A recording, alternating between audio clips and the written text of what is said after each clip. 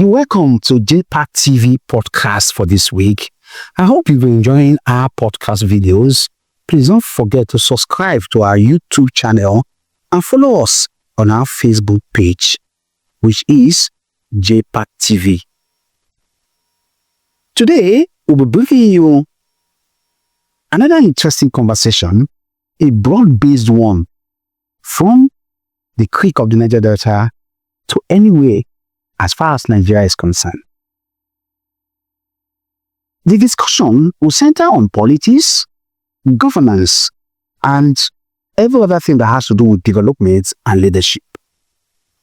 Today, let me welcome to a JPAC TV podcast, the national coordinator of the Niger Delta Media Activist Group and Excellent Leadership Foundation, Chief Izzi Yakiah. Chief, you're welcome. Thank you, Jacobson Park. How are you? It's been a long time.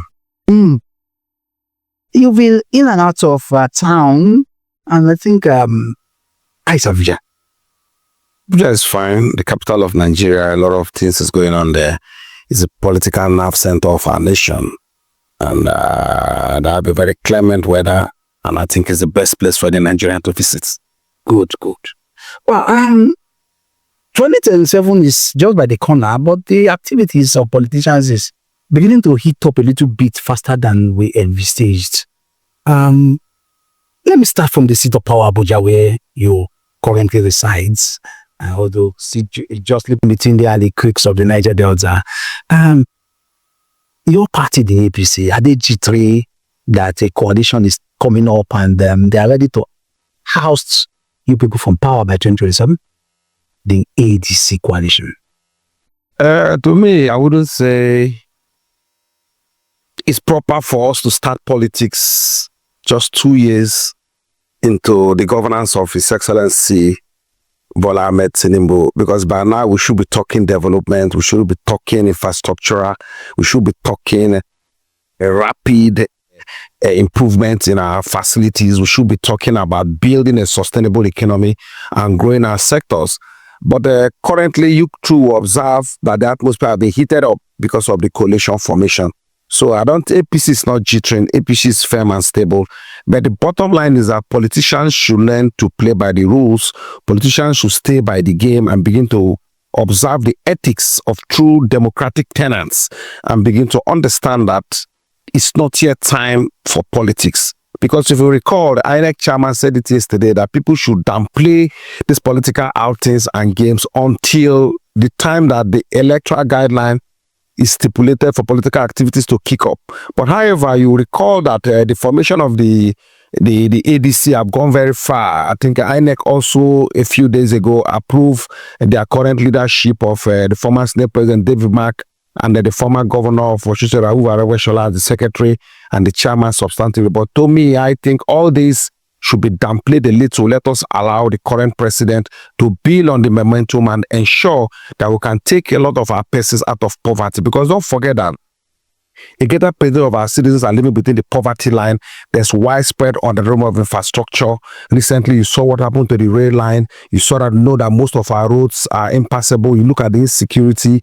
You look at the economy. There's need for politicians themselves to understand that the over 200 million Nigerians who are battling with hunger, malnutrition, and poverty need to breathe some fresh air, and politicians should deliver on their electoral promises and mandates to ensure that these critical infrastructures are provided rather than them focusing on what suits them most, which is politicking and heating up the atmosphere. To me, as a seasoned politician who have been in the trenches for over 3 decades, believe that politicians should focus on how they can improve critical infrastructure. Look at our health sector. Look at the wave in which the doctors are leaving the country for greener pastures elsewhere. Look at even our sporting athletes, our footballers. They go overseas for greater payments, better working environment, better turfs to play. Then you now know that we have a lot to do inwards. So I will appeal passionately to politicians to not heat up the atmosphere. They should share politics and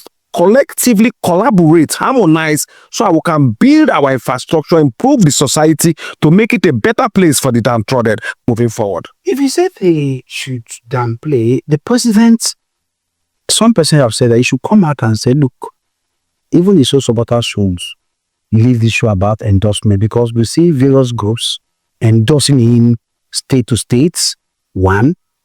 Two, is it a case of the same method he used or they used in 2015 against former President Jonathan, a coalition? Is it not the same thing they are also about to use against him? And you say there's no cause for alarm? No, the point is that if you check the members of the coalition, 96% of them are aggrieved politicians who have been in the corridors of power, former this, former that, who have held positions. No, let's be realistic. Let's be realistic.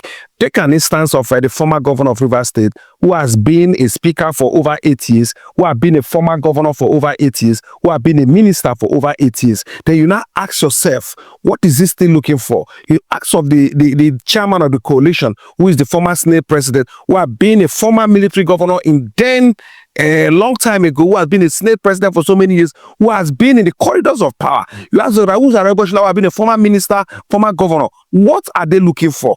Can they have feelings for the downtrodden, the poor masses who need critical infrastructure? So to me, I feel the gale of endorsements are still part of the political nomenclature of how they should go about it. But the president too, on his own too, should ensure that he focuses, he gets the right president. But come to ask of it, why is it that 2 years into the government, they've not been able to think of how to reshuffle cabinet? The way we grew up I've been in politics for a long time. You don't keep your cabinet members in cabinet for more than 2 years, for more than 3 years, because there are lots of other competent Nigerians who are equally qualified to go into that position, who also suffered and campaigned vigorously for the system. So as you stay a little while, you reshuffle your cabinet, because when you reshuffle your cabinet, you're sending a signal to those politicians who think that politicking, hitting up the atmosphere, begin to do these things as the normal way to go. When you reshuffle your cabinet, you need sort of politicians, you give them a charge to lead into the second half of the first 4 years to rejig the system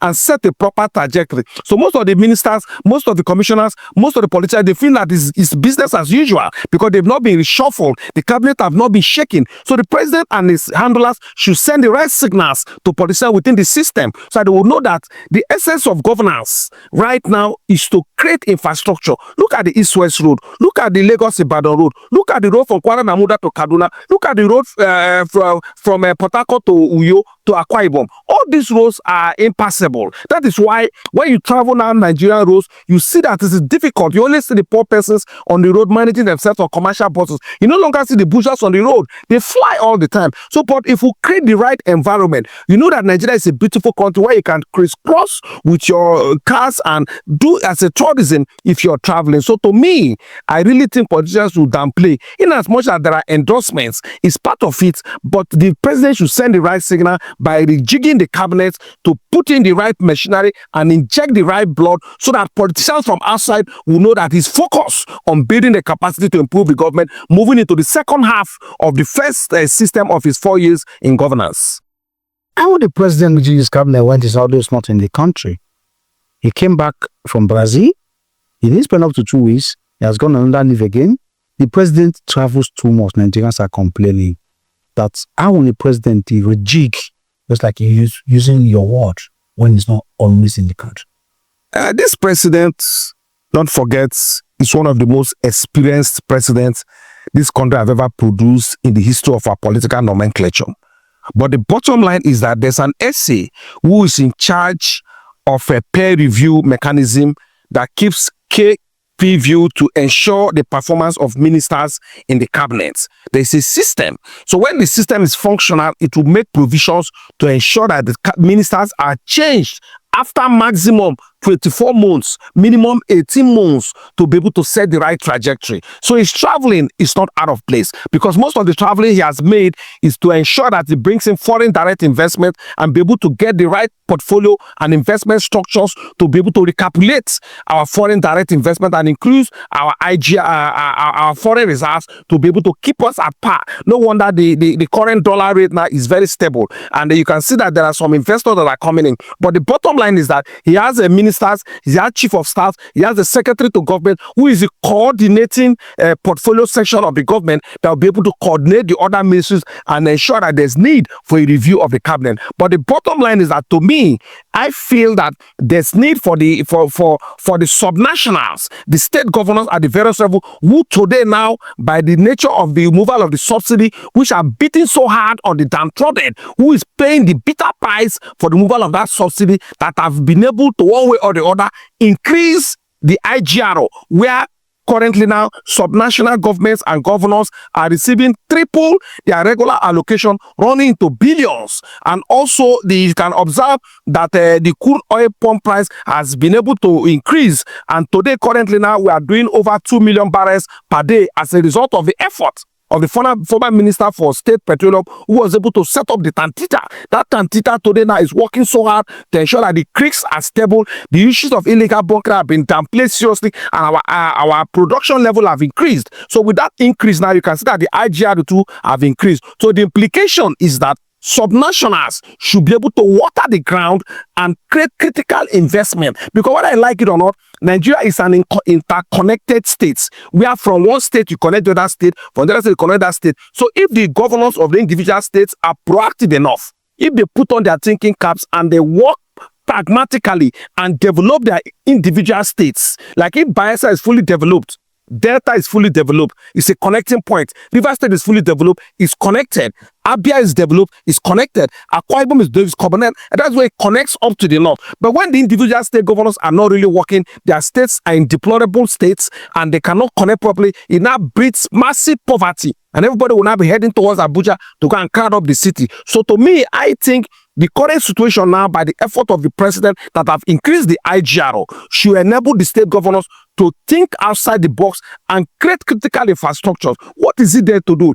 Improve healthcare, improve road transportation, improve education, improve rural housing for medium and small scale individuals, provide basic infrastructure in terms of electricity and energy, and provide the right enabling environment for businesses to strive. With those kind of relationship, you will see that the country will grow. But my brother, I tell you frankly, there's poverty in this land, and it has beaten so hard that the citizens now have no option than to go out committing minor crimes. That's why the rate of kidnapping, armed robbery, and other level of gangsterism and crime and criminality is on the high. It's so unfortunate. It's so sad. A country as rich as Nigeria, as wealthy as Nigeria, who Somalia, Mali, and other countries were looking up to us as big brothers. Today, you cannot even measure up properly. That's why you see the other day, people in Ghana are trying to drive Nigerians away from their country because of little squabbles. We are big brothers, but we can no longer play the big brother role. So these are the issues that bother some of us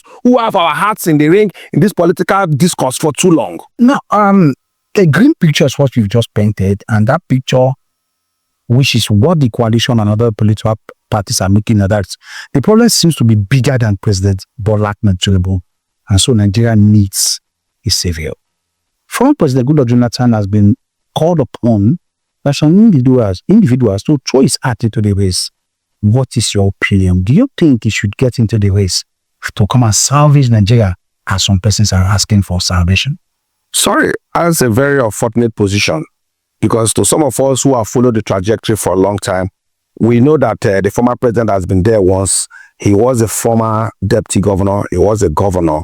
He's been a vice president, and he's been a president for over 6 years. Then you now ask yourself, what did he forget that he did not do right? Even Bayelsa State, as it is today, we are constitutionally inconstituted, in the sense that the constitution states that we must have a minimum of 10 local governments for you to be able to be created as a state, though we are created by the military fiat through decree.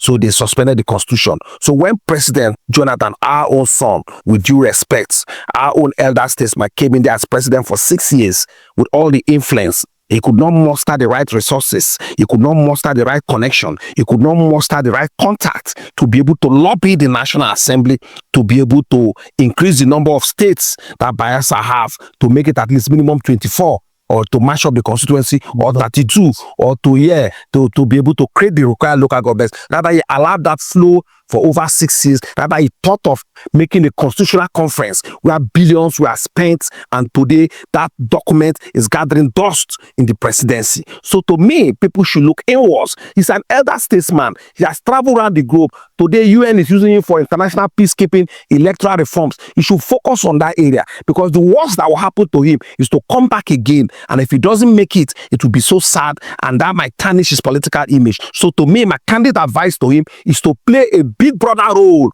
that will help install the right governance in Bayelsa, because we should look inwards. Bayelsa is grossly underdeveloped. I'm telling you, Jacobson Park, 24 to Bayelsa will be 30 years by October 1st. We don't have a functional market. The last market, Swale Market, was built over 25 years ago by His Excellency Chief DSP Alamesia. May his soul rest in peace. The last sports complex you have sports, we don't have a stadium. It's 26 years after they said that building the stadium is still in a clearing stage. If somebody tells you that, will you believe? How long do you take Akwa Ibom State through Godswill Akpabio to build the Nest of King Stadium? We don't have the stadium yet. 26 years down the line, we don't have water properly reticulated within our city. 26 years down the line, I tell you, we don't have a general hospital. What we used to have is FNC. FNC was built about 40 years ago by the military administration, and today it has been converted to a federal medical center. If your wife is going through labor now, she wants to deliver, they will tell you to drive to Kolobri,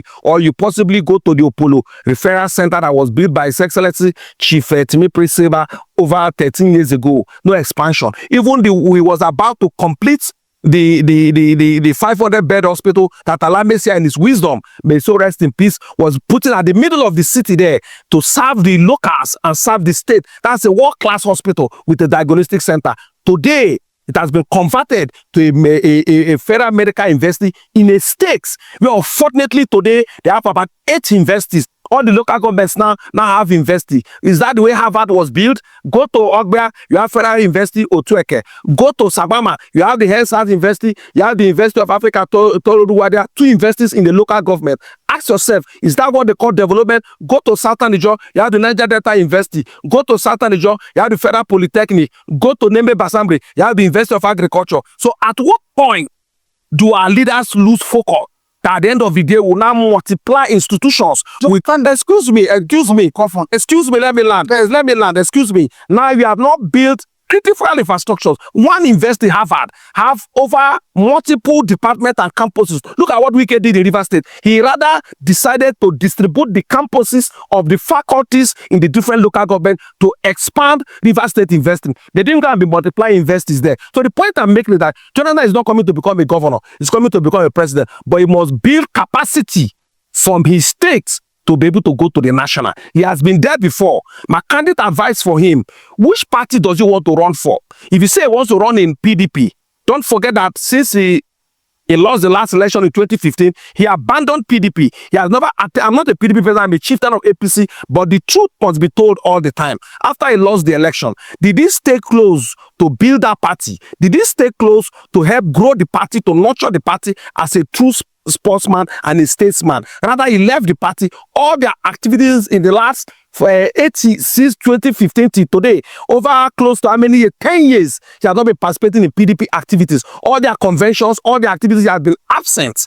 Yeah, you want to talk about the coalition? Is it part of the coalition? It's not there. He's always looking for a situation where the food will be done, the plate is ready, the dining is set. Okay, come and take your cutleries and begin to lead. And that is not true democracy. That is not true partisan politics. So my advice to him, he should just be the statesman he is and keep that role, so we don't drag Bayelsa into the mud once more. Wow, quite interesting conversation. It has been very hot here. I'm discussing with the chieftain, just like you heard from him, the chieftain of the APC, and that's where we want to look at today, Chief Izzi Yakiah.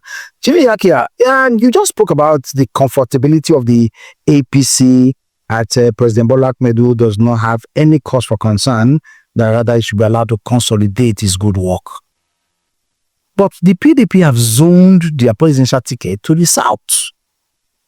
And if there's one person that has always advocated that power should rotate from King's North and South, is former governor of Rivers State, Nyesom Wike. For his party, the PDP, even though serving in the APC government, to have thrown the tickets of the presidential 2027 election to the south, don't you think that would be a problem for Asiwaju Bola Ahmed to be president of the country? No, I will not toe that line because I believe in true federalism. I believe in democracy. Although zoning is not part of our political nomenclature, but it's one of the most harmonious ways we can reconcile and live harmoniously as a people who have been brought together by the 1914 amalgamation of Nigeria, the North and South Protectorate. So if you also recall vividly, these were some of the things that made him to move out with the G5 from the PDP in 2023 because of his agitation for the presidency to be zoned to the South. Then the party, in its magnanimity, in its wisdom, then, with due respect, decided that they would give their presidential ticket to Alhaji Atiku Abubakar, His Excellency, from the North. And that was how that election went. And today, the rest is history. That was what made Wike to move out with his colleagues from the Southeast, who are former governors, and Makinde from the Southwest and himself, and they all pulled out. And in fairness to you, that was what caused PDP one of their greatest this thing that they will live to regret until time to come, and they lost that election with a slow margin of over 2 million. So the point, and that also true, was what also made the former Labour Party presidential candidate Peter Obi to be disgruntled too. He's also from the South, so also that one made him to move to Labour Party too and find his way there. So but the point is that if today the party have come back and woken up from their slumber and have decided that power should come to the South, though not constitutional, but to me I think it's okay. Even the APC too has also believe that presidency should stay in the South, although that opened the ticket open for everybody to pick. So the election is going to be very interesting. It's going to be very competitive. That's why when you say Jonathan should come in to contest too, it will also make the more the merrier. It will also make the election to be competitive, to be colorful and really charged. It will give Nigerians option to have a voting right, to be able to choose among the caliber of persons that have brought themselves forward for the election. But the bottom line is that don't forget that one of the things that made the former minister for FCT, former director of BP, and the former governor of Kaduna State, who is now currently one of the strongest agitators of the ADC, to be so disgruntled and very angry that is venting all his anger on the present government today. He was the one that led the 19 northern governors as at 2023 to mount pressure and to really believe that power should come to the South in 2023, and that was what nails the camel at the back and struck the distance to ensure that the power moved strongly to the South, which was what helped to build the victory of the current president. Though he was not happy that he was promised minister, he was not given. Today he has joined the opposition and is leading the forefront of that opposition. So to me, I think the decision of PDP to zone to the South too is still okay. It will now ensure that most of the voters will know that the next president of the country should come from the South. That has also positioned the APC presidential candidate, His Excellency Bola Ahmed Tinubu, on a vantage position where the voting bloc will be. But don't also forget that the Northerners are so disgruntled this time around. Sorry to use that word. The Northerners are not really happy with the way they have been treated in the appointments, in the selections, and the contract and projects by their last outbursts constantly on the media. But I believe that with the transfer of power to the North, we should respect that principle, so that after this 4 years, by 2031, we can now be thinking of taking power back to the North. So it's a good thing for all the political parties to embrace that mutual agreement. It's not the constitutional thing. It's not in any of the party constitution, but it's one of the major ways with which we can build blocks together and keep this country united. Because my brother, this country needs to be united. Look at what is happening in Gaza. Look at what is happening in those war-torn countries. You can see the level of disaster. You can see the level of destruction. You can even see the hunger, the starvation. When I see little children under age now struggling for food, water, healthcare, you know that Nigeria will need to be peaceful. We need to respect. That's why I always call politicians to play by the rules. No need heating up the atmosphere. We should all wait and look at the regulatory body, which is INEC, until they raise the flag, free yellow flag, for us to begin political activities. So these are all the issues. So I think the rezoning is a good thing, and I think we should keep by it, play by it, and ensure that we work closely with it, so that the Northerners will expect to get power in 2031 moving forward. Okay, talking about building blocks of unity, just like you highlighted, by politicians. Let's come to Bayelsa, your home state. The administration of Senator Doye has embarked on some mind-boggling projects. You call it? Yes. For example, a Nimbe Brass Road, a road that was on the drawing board for over 40 years. And he started it, and just like they'll say, local palace, like play. The first phase is almost completed. I've been there. And the federal government... How many kilometers? 21 kilometers. How many have been completed? If from about, as at the last count, about 15 or 12, I think 12 to 15 have been completed. With asphalts? Yes, with that. No, about 6 kilometers with asphalts. In a 21-kilometer road. No, let me allow you land. Now, the point is that you have embarked on a very gigantic project. We cannot deny that one. The federal government has also stepped in to take the second phase, which the contractor has also been mobilized. So that means road will get to Brass in the near future. You just also mentioned the 25,000 capacity stadium being undertaken, and so many gigantic projects as well. Name them. I was at the New Year City and I was marveled with what I saw.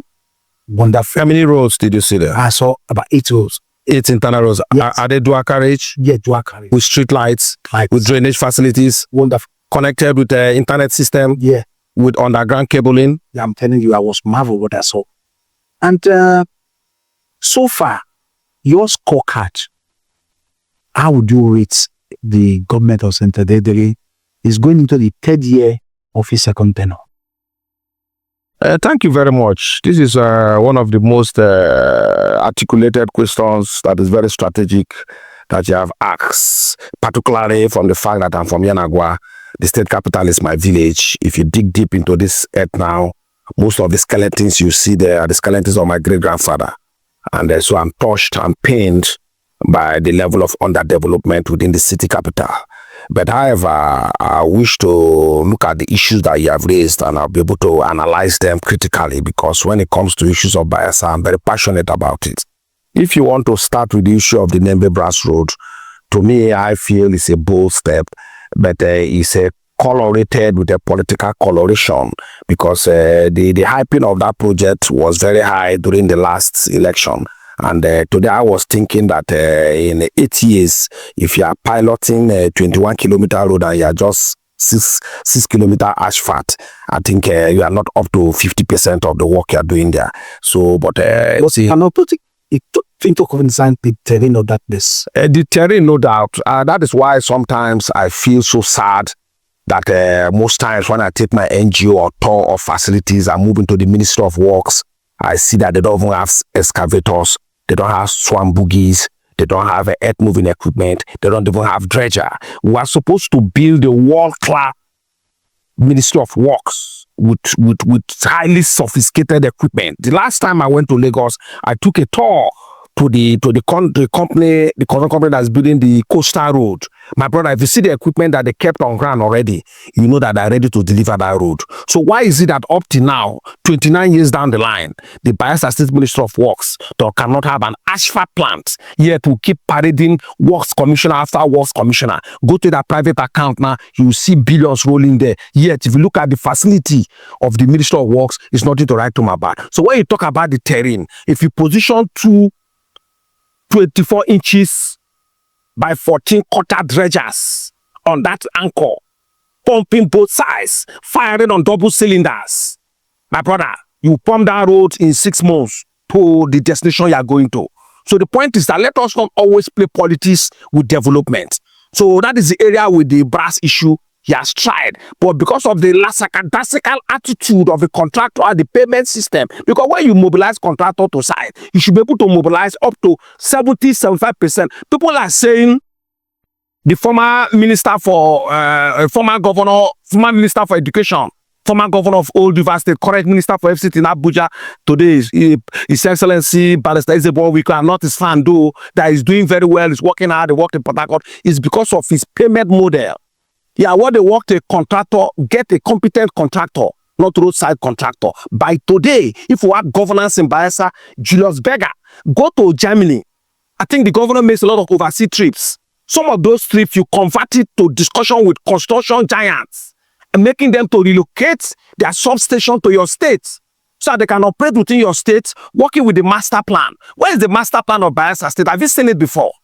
We're just talking of all this building without a coherent master plan. That's why today it's difficult for you to have a water properly reticulated within the city. Meru is supplying water. Just today, I've just bought water to 3,000, 2,000, the water when it was offloading when you are living on jerry cans, moving upstairs to this apartment. That is the situation we find ourselves. It's so sad. It's pathetic. So if you talk about that project, it's good. But you can see that the federal government moved in, possibly because of the delay and the slow pace.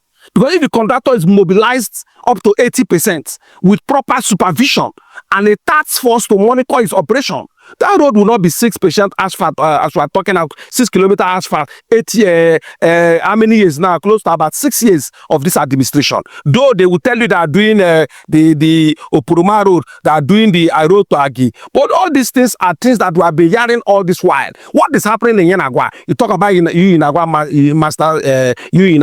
city. Fine, it's a good development. I will not tell you that I've not been there. But my point is that we should develop this state with a master plan.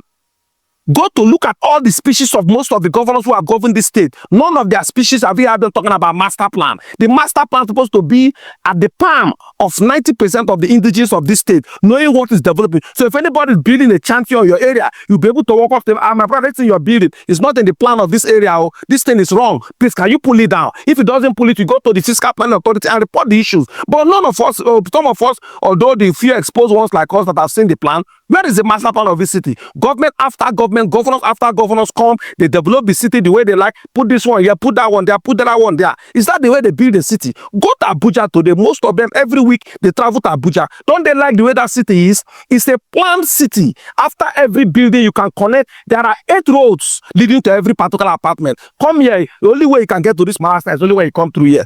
You try to go to anywhere and meet a brick with a headlock. Is that how we should build a 21st century state? A state as young as Bayelsa that was created just 1996. Up to today, we don't know where our master plan is. So to me, I will not want to score the governor so high because he has politicized the development of this state. Because you cannot concentrate development of this state in looking at the rural area. I want to take a road to Agi. You want to take a road to what do they call it? You want to take a road to Brass. Knowing fully well that most of the exposed persons, when they come, they will stop in Yenagwa. What is taking an average businessman who comes in here for investment to go and do in Agi? What is he going to do in Opuruma? He will stay in Yenagwa here. It's only when Yenagwa is very comfortable for him. He will not tell his stories. God, take me to the hinterland. Let us tell ourselves the truth. I've been in this town in the last 4 or 5 days. The level of development is so slow. The level of poverty is very high. And now what I spent all this money to take care of people who have been looking for money around the town. So where is the internal generation or what is the local economy doing? So let's tell ourselves the truth. The governor is doing well if he say that, but I will score him about 45% moving forward. And that's a low mark. Well, you say 45%. Well, if that's your score, it's a low mark. It's a low mark. Izzi Yakiah, we also the government is also trying his best. It's my friend. It's my friend. I know him very well, but I did not believe that he will come, and I rated him high. I won't believe that he will come after this period. I will have what we're saying now. If you say he's building the new Yenagwa city, I'm a Yenagwa person, it's fine. What I like most when I came in and when I saw the new commissioner quarters, but let us always give credit to who credit is due. You know, when the Excellency Chief Minister was the governor, he now looked at all the preambles and started this issue. That's why continuity in governance is very, very pragmatic. We should continue our projects. He was the one that started this idea of monetizing and selling these housing estates to the occupants. You might say it's not a good idea, but with that system now, we have been able to build that quarters in Azikoro. After Silva sold the Opolo facility and this other commissioner quarters, they built the one in, what do they call it, in Azikoro, by the good news. That's assembly quarters. Yeah, that's a small town now, what I like it or not. That's opened that area. That was the virgin forest before. He went to Opolo and build the commissioner quarters. That's a new town now. It's a built-up area. When this government came, in their own wisdom and magnanimity, they were able to build, I saw them commission a few days ago, the new commissioner quarters in that university you're talking about. It's a wonderful edifice. proper development, properly landscaped, proper beautiful environment. You see other areas open up now. They build the assembly quarter too. It has also opened up that area. We should always emulate things that are positive, because Bayelsa belongs to all of us. To me, I'm particular about my children and the next generation, because I've lived half of my life on earth already. I'm 56. So what am I looking for? What else do I need? So I should bother about the next feeder generation and the next set of children that are coming, because they will not come and meet these shabby facilities compared to their peers that are outside the modern cities, exposed to modern facilities, sophisticated environment, and they will not become like, they will not feel shy and begin to feel as if they are deprived of a basic infrastructure. And it's so wrong. You can't pick an average child here and take him to some cities and he will begin to feel comfortable. So we should provide critical infrastructure. That's why I'm bothered every day when I drive around the Peace Park. Look at the Peace Park there. How many recreational facilities do you have in this park here? All the critical infrastructure is what the government is also doing. Yes, they should try harder. Procuring and building a 60 megawatt gas turbine. Thank you very much. Thank you very much. That is a welcome development. But these are things that would have started in the first week of the first day of the governor swearing in the first term. So that by now, we would have been talking about building a metering plant that will meter all the houses in this town and cut us from this excess and excessive billing system that we go through. Because when you look at it critically, Bayelsa indigenously was one of the first states in this entire country that started using gas turbine to service our local economy over 15 years ago. When Silva was governor, we inherited that facility. It was there. So if this government is doing it now, it's a welcome development, but I think it's a bit belated. But nothing is too late for a state that is growing. It's a good development. Let him follow it vigorously. I think they say it's by December. Let him, because these are the legacy projects that he will leave behind. So he has to follow it vigorously, because a gas turbine issue is not an easy issue, because you're talking about a system now that has been handed over to NEPA. Most of this, our lines now, look at the whole town. You see electric wires crisscrossing everywhere, crossing. You don't know where some of them are going to, because we need to have that's why I talk about it, the plan of this town. There should be a electrification plan of this town. Just like there should be a drainage plan of this town. That's why when the city gets flooded, people keep complaining to me as a Yinagwa indigene whose grandmother, whose great-grandmother uses canoe to crisscross on these canals you see around, will not follow you to argue. Because I know that 30 years down the line, why have we not been able to dredge those areas, use swamp boogie to dig it deep, dig the both sides, put staircase, and begin to run internal boat canoe system of our means of local transportation? Because if you look very well, this canal can cross the entire town, and if we plan this very well, it will serve as our drainage plan. Nature have given us that, but we could not develop it. Rather, every rainy season, you see government will release millions of naira to contractors. They will come and be dancing on the canal and be excavating grasses and be dancing around. You go, when flood come, 90% of the houses in the city will be submerged. Why have we not been able to do a very progressive, pragmatic, strategic drainage plan to get the plan of this town? So to me, looking at your electricity project of the gas turbine is a good development, but let the government set up a team of think tanks, of world-class solar, electrical energy and gas turbine experts that will look at a holistic plan of the electrification. Because we don't go to carry this thing to NEPA and begin to put ourselves under the slavery of NEPA. We must have an independent power plant that will service this town, and also have a meter processing plant in this town that will help us begin to produce meters and will do enumeration. Why is it that up to today we have not numbered this city to know the number of houses we have in this town, so that when we are doing, because these are all part of town planning, so we can be able to plan the city, have the proper number of the houses, so we can enumerate them properly and feed it into the system, so we can be able to meter the houses. It will have to generate revenue for the government at the end of the day and increase the IGR to have more money at the doorstep of governance. But to you, Niger, I want to ask you a question. Why is it that with all these resources, with all this time, with all this money, we have not been able to build a beautiful city that today now, at the end of the day, when you want to go now, you go down and you enter keke, and you begin to use keke as your means of transport in a modern city. These are one of the most transport system of the poorest city in WOM China, where the poorest people use it to carry things to agricultural area. Why have we not developed a transport system that will be well coordinated? All the cars that government have bought, where are they? At the end of the day, they will end up in the houses of politicians and top people who already have the resources to provide better transport system for themselves and their family. So to me, it's very unfortunate. It's so sad, and I want to call on the government to try and help because the governor need to leave a legacy.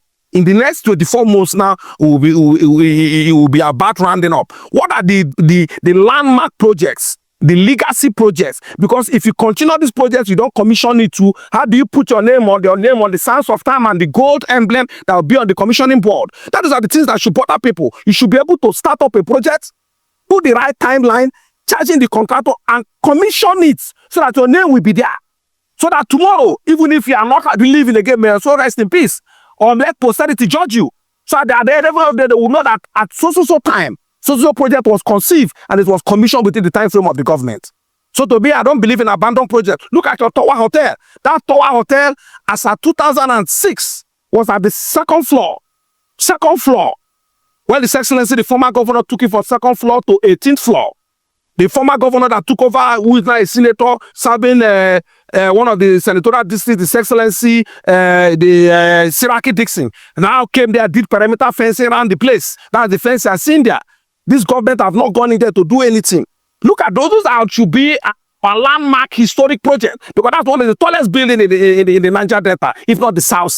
Those should be legacy projects that will help to package us and be able to redefine our destiny and put us on the pedestal where moving forward, others still look at us and envy. Go to where Akwa Ibom today is going to use the South Development Commission board. That high-rise building, that building was conceived 5 years after we started this one. That one had been commissioned long ago. Ibom Hotel is there. We are still battling with the carcass infrastructure. The former president called it a monument of disgrace. And up till now, all the governors you have put in there, you have not been able to charge them to complete it. Jacobson Park. You people need to think outside the box. Wow. Thinking outside the box, that is what the national coordinator of the Niger Delta Media Activist Group and Excellent Leadership Foundation just said. We must think outside the box. Chief Izzi Yakiah has been our guest so far, and I tell you the conversation is hot. I'm even feeling more hot because it's like he's bombarding me as if I'm the person in charge of development. You are the people that should mold. You are the mirror of the governor. Yeah, a lot of person hearing you, watching you on this podcast will say you are still pained from the loss by your party in the last governorship election. That's why you are still speaking like this. Your party seems to be in disarray. What is happening to your party, the APC, in Bayelsa State? If you say so, then you don't know me, because I'm not somebody who is so tied to political issues. I have a second address. I'm a real estate multinational guru. I have an investment portfolio, and I think outside the box to sustain me, to sustain myself one way or the other. But the bottom line is that politics is over. Governance is what we are talking about. Development is what we are talking about. Infrastructure is what we are talking about. I'm rather pained by the fact that my children and my children will ask me when I become a grandfather in a couple of years, Daddy, what did you do when they were building Agua into a glorified slum? What did you say when the city was turning into the present situation we find ourselves? What impact did you make? So that time, maybe my grandchild will say, go and listen to this video, go and listen to this podcast, go and check this station, go and check here. Daddy tried his best to be able to navigate. Daddy tried his best to make input. Daddy tried his best to make contribution. But just that it fell on deaf ears. That's why we are where we are today. I'm not bothered. I've never any day casted aspersion on the governor. I've never any day make speeches that would derogate the personality or the office of the governor. The governor is my friend. I will never insult him. I would rather provide solutions. I would rather provide meaningful advice. I would rather make constructive criticism without attacking his personality, because I'm a politician. Tomorrow I might be anything and people attack me. I won't like it. So the point is that I'm not pained. I'm not bothered. But rather, I feel sorry for the third feeder generation. That's why you see me reacting this way. Now look at my daughter now. She just got admission to go into the university. In a couple of days now, I will take her to school. I'm taking her far away to Ado Ekiti, Afa Babalola University. There's no university in Bayelsa here that will be able to serve that purpose by my own standard, by my own specification, by my own criteria. Because I've mentioned the states that will have 7 universities in 8 local governments with poor infrastructure, but low learning environments. How can most of the investors in Yanagwa here they stay off campus? I hope you are aware. Yeah, so how can we grow? I will not want my 16 years old daughter to go and stay off campus anywhere. I want her to be within the confines of the university, to be in that learning environment so she can be properly tutored. All the investors in Bayelsa, they are off campus. Are you not aware? Otueke off campus. Are you not aware? NDU off campus. Are you not aware? Is that the system? So that tells you that we are not really growing ourselves. So I'm pained about that generation. Look at what it's going to cost me to go to Ado Ekiti, to go to Alpha Babala University, a world-class university, a global institution. Those are the kind of institutions we want to have here. So to me, it's costing me more to spend money to educate my children. Rather, these are the things that government would have taken responsibility for, to be world-class critical educational facilities so we can nurture our children. Because to me, I want my children to measure up with a Harvard-trained child, a London-based child. My son now, who is in Bildomoye, if you bring a child from London, I've given him that level of exposure. But it's going to cost you more money because the learning environment is not created within where you operate from. Look at where I'm living. I have an estate in this town. The estate is in the Italian area. I have one in Ingby Road. But all those environments, are they good environment? You know that they are chanty environment. That's why I have to come and pay money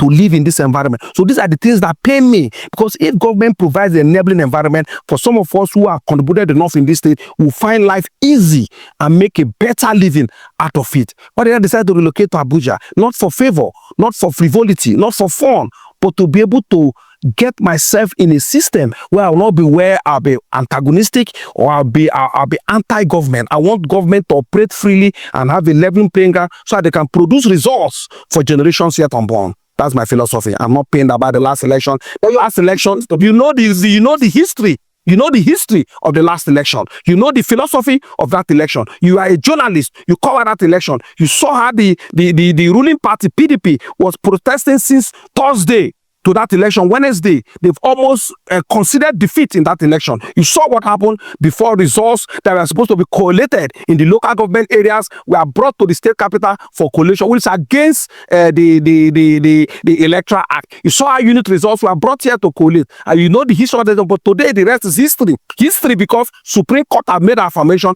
and all the characters within this country are suspended. I'm a legal scholar, so we need to respect the principles of the judiciary and respect the Supreme Court that passed the affirmation. The governor have ruled so far for more than 2 years, but we are urging him to help improve infrastructure, to help create development. Each time he travel abroad, he should take a glaring picture of what he sees abroad and transcribe it to this town so that we can live a better life. Because when we grow old, at the end of the day, all of us will still be in this Senagwa.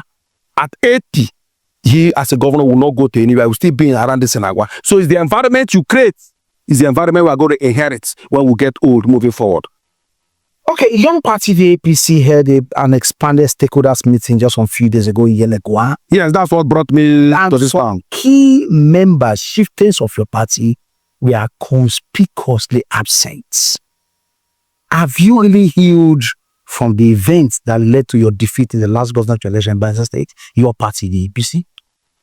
My brother, thank you very much for that question. These are the things that we should discuss. It's very sad. It's very unfortunate that politicians play politics of bitterness, politics of acrimony, politics of winner take it all. If it's not me, let nobody be there. And you see people carrying up, build up grudges from over since 2019 to 2023 till dates. We're in 2025. This year will soon end.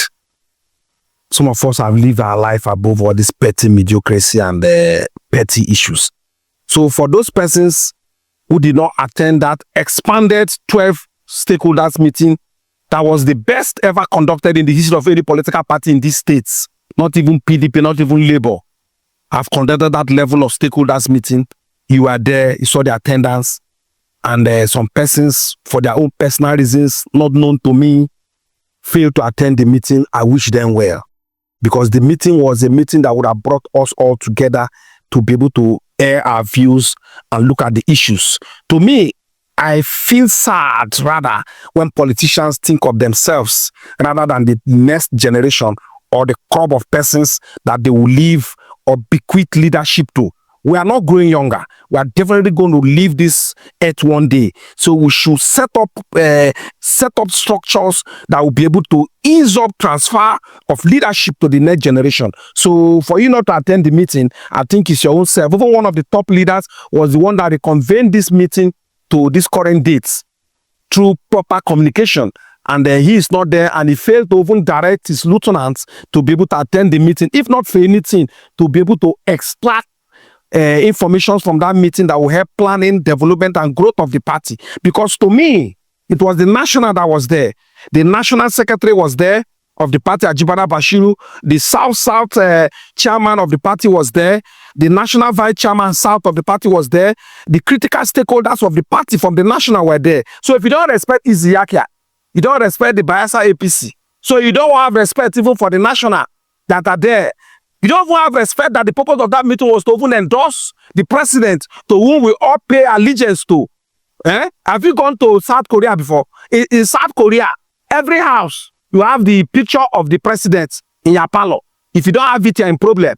Every house have the picture of the president in their office. You must pay allegiance to the president. So even as a party, we don't even have allegiance, because that purpose of that meeting, the correlation of that meeting at the end of the day was to endorse and pass a vote of confidence and endorse the president for a second term come 2027. Why? But that's the reason why those people did not bother. They saw it as like a jamboree. Jamboree how? So where else? Which other forum we there as Bayelsans have opportunity? Bayelsa APC member, stakeholders have their cadre, have opportunity again to endorse the president. We don't go and endorse the president under a table in their parlor, or we don't go and endorse the president in Toby Arababat, or we don't go to government and endorse the president. That was the only forum they would have come there, even if it's to do eye service, sit down and allow the endorsements, capture them as part of the people who love the president. That is why today, sometimes you see the way politics is being played, you now know that the people don't have political ideology. There's what they call ideology and political philosophy in political system. But other people play politics or political jumpology and begin to play politics from the direction of their stomach without looking at the critical issues and those issues that have bothered us and binded us as a people. So to me, their absence did not make any impact to the meeting because their reasons are not known to me in any way. Does this portend that you could have a united front from the outside going into 2027 presidential election, but a divided house inside when you'll be vying for the next governor's election from your party, the APC? Is it likelihood? Because this crack, this seeming crack, has never been dealt with. Jacobson Park. It is God Almighty that gives power, and He gives it to whoever He thinks fits at every point in time. That's why God, even in His infinite mercy, told us to respect and adore our leaders, even from the time of old. And Jacobson Park, don't also forget that every political party, no matter how big it is just a single segment of the entire voting population. Because who delivers the victory is the electorate, the masses. Those persons that have been shouting in the last 2 hours for their facilities to be improved. Those persons in Swale, those persons in Otuogboti, those persons in Akaba, those persons in Ogo, those persons in Kwaranamuda, those persons in Sampo, those persons in Angwarukuba, those persons in Angwarimi, who have not been able to feel the impact of government, are the ones to decide who their next president or their next governor will be. Because worst case, the party will have just a small impact of voters voting within their party to deliver. So to me, the internal wranglings that they have been making, that it has taken them almost close to 4 years to be able to state their reason. You have an issue, you have a grudge, you have a sentiment, and you have been able to channel it. If I were to be their leader, I would have come to that stakeholder meeting with a position paper, chronicle our grievances, chronicle our fears, and possibly present it to the national leadership of the party so that we can be able to harmonize. Because to me, Jacobson, I feel sorry when political leaders look at themselves, their family, their children, their cronies, their girlfriend as a basis to determine their political direction.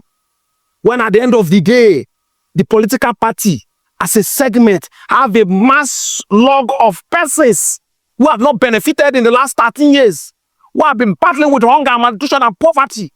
The greater mass of the persons you see in that hall is a capacity of over close to 2,000 persons. The leadership there is not up to 100. So the 1,900 persons of that members, why are they not thinking about their followers, not thinking about their supporters? They are thinking about their stomach, and now their wife and their children will go to good schools. I don't fall into that political family. I believe that politics should be for the downtrodden. So they would have considered their followers, considered their supporters, and attend that stakeholders meeting. So they'll be able to articulate a position. Because at the end of the day, if you win governorship election, Jacob Zipa, let me tell you today, what was the last count of the governor's appointment list? You people were parading it. Was it not up to 6,000? SA and SS, is it up to 6,000? Leadership is who and who? Is it not the governor, deputy governor, speaker? Maybe commissioners. How many do they make up to? Do they make up to 400? So that 6,000 appointments, those are the numbers that those stakeholders or leaders are calling that did not attend should have thought about. That the event already, if we win the governorship, there are over 8,000, 10,000 board appointments that will get to our followers, get to our members, that will drag them out of poverty. They are not thinking about that word. They are causing a tour. Because let me come to tell you today, Jacobson Park, who is the leader of APC in Bayelsa State, by the constitution of the party, and by normal reasoning, and by peaceful conscience, who is the leader? Nobody need to tell you. If you don't want to talk as a journalist or as somebody who is not partisan, I will tell you today, the leader of APC in Bayelsa State, His Excellency Chief Timi Silva, the former assembly member in Old River State, a former minister, a former governor, a former board chairman, who have held several positions, who has spent his time, his peaceful time uniting, building, setting the blocks, who nominated the former minister for petroleum, who have been working very hard. Today now people are coming to drag leadership where the constitution stated clearly that for you to be a leader of a political party in a state where there's no governor, the former governor is the leader of the party. If there's no former governor, the former deputy governor is the leader of the party. If there's no former deputy governor, the speaker, if he's a member of that party, is the leader of the party. If there's no speaker, the senator who is elected, we are talking about elected, you don't come and do leadership by appointments, is the leader of the party. If there's no senator, maybe you can consider the minister. But in this case of Bayelsa, there's a substantive, very vibrant, very articulate, with leadership dexterity, who have been correcting, who have been very focused, who have consistently struggled to bring power to the party. Excuse me, let me learn. His Excellency Timi Silva is the leader of the party. A person have accused him of running a lopsided APC in Bayelsa. The APC party that only chronicles its own allies without carrying other people along. Who are the persons that they have not carried along? Jacobson Park, excuse me, let me land. He has fallen out. Okay, let me land now. We talk about carry along. Let me call everybody that are carried along now. Let me land first. Let me land, then you can make an input. You have made a very sensitive point that I have to make input to. Let me land.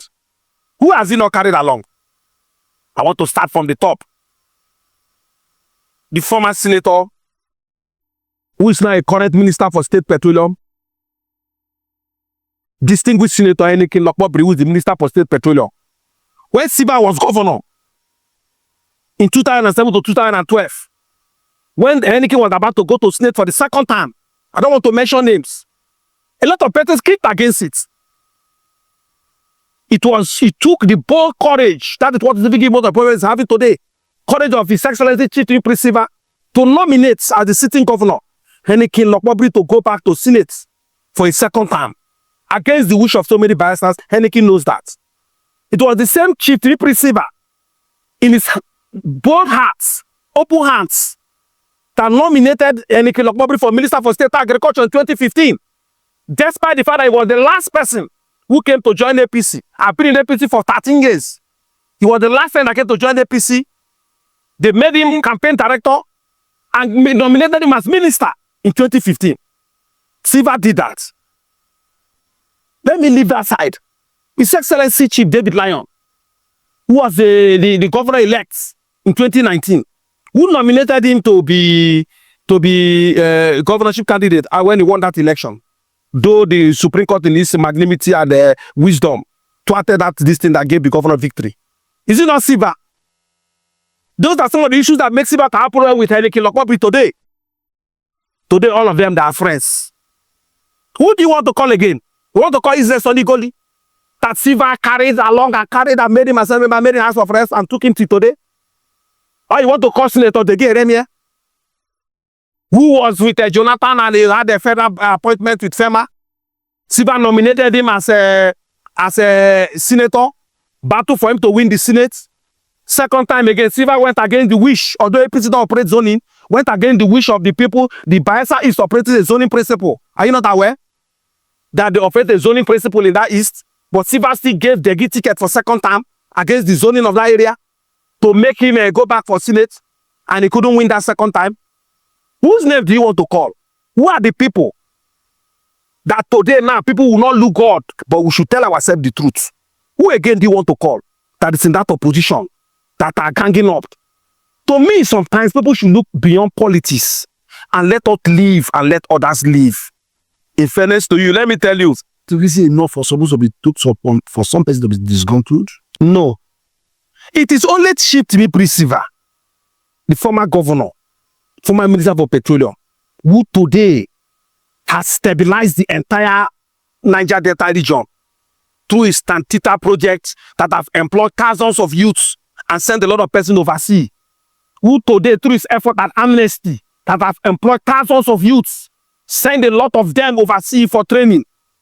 Who today, he is the only one that knows virtually everybody.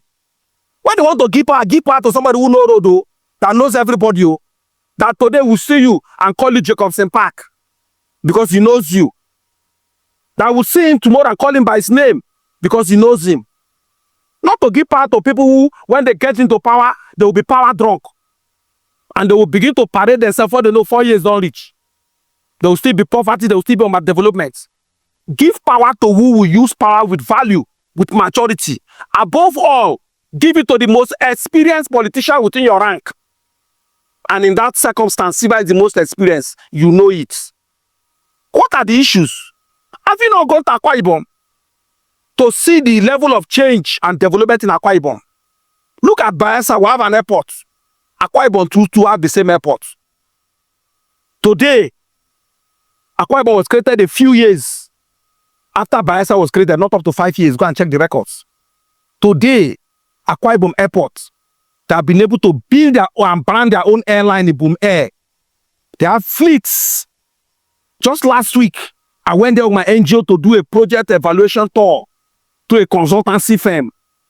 And they were able to, the media, the chief press secretary told me that they sent 500 Akwa Ibom youth to go and study aviation engineering technology.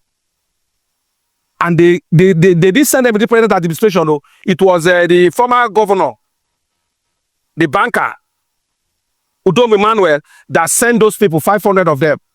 And they have done 6 years. After Godiman did 8 years, they've done 6 years, 1 year, 2 years into this present government administration. They are back last week with enough capacity, 300 that they were trained in Germany.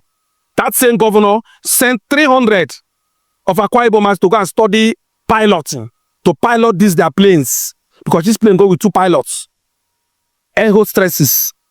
You build internal capacity in that aviation sector, and I'm talking about close to 1,000 workers that have been sent on training.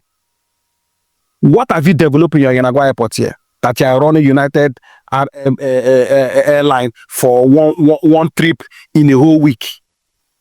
When the airline comes and go, everything, the activity there ends. Akwa Ibom build the world-class hangar. You know what they call hangar? In aviation hangar.